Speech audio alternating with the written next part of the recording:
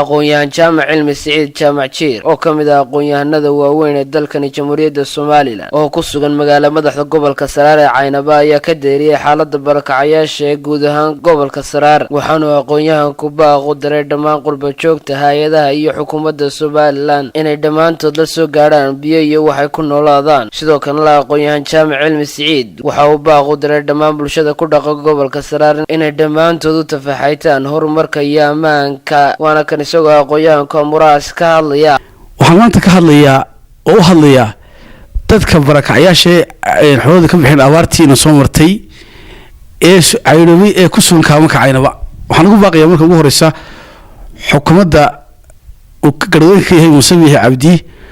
wixii hore ay soo gaarsiisay waa ku mahadsantihiin waxaan dadka waxaan leeyahay dadka iyaan sida ilagu deynin ee dadka ku nool kaamunka waxaan leeyahay in kow waxa soo istaagtay naxariista Rabbi hadii Ilaahay na gaarsiiyo daaysa in dadku wax ay gashadaan waxay ka galaan roobka iyo waxay cunaan biyo iyo baad in la soo gaaro oo waxaan ugu baaqayaa hay'adaha caalamiga ah iyo kuwa maxalliga ah qurba joogta u dhawata gobolka Saraar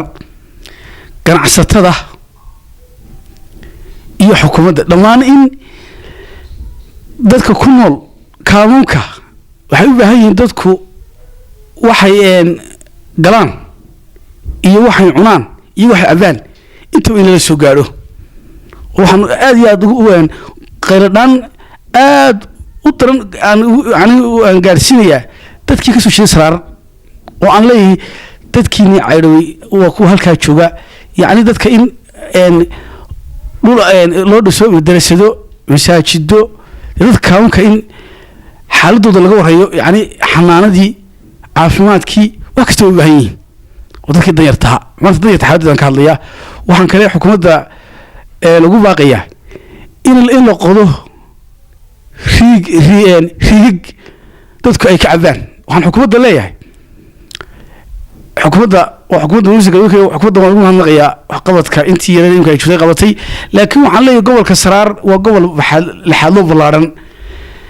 xilliga ololaha waxaan yar xasuusinayaa xukuumadda in reer Caynaba ballan ku gasheen in riigii farmaraha ee si jeeday macaanay la helay la qodi doono riigii waa sugaynaa in riigii dadkii loo qodo si dadkii ay u helaan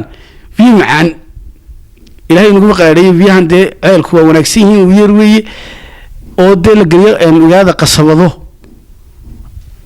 waxaan dadka reer Caynaba leeyahay nabadgelyada ilaashada nabadgelyada idinka waa miftaaxii horumarka idinka nabadgelyada yani ku nool ee iyadu idinku noola waxaan ka ugu mahadnaqayaa taliyaha qaybta oo amnigii sugay oo si wanaagsan u shaqeynaya waxaan leeyahay shacab iyo madax dhaqameed aqoon-yahan dadka reer Saraareed waxaan leeyahay la shaqeey amniga hadaan amni jirin waxba jirayaan la ganacsan waayo la cibaadeysan waayo taliyuhu wuxuu qabtay ugu mahadnaqayaa dhulkii la nabad guurnayay aad baan ugu mahadnaqayaa taliyaha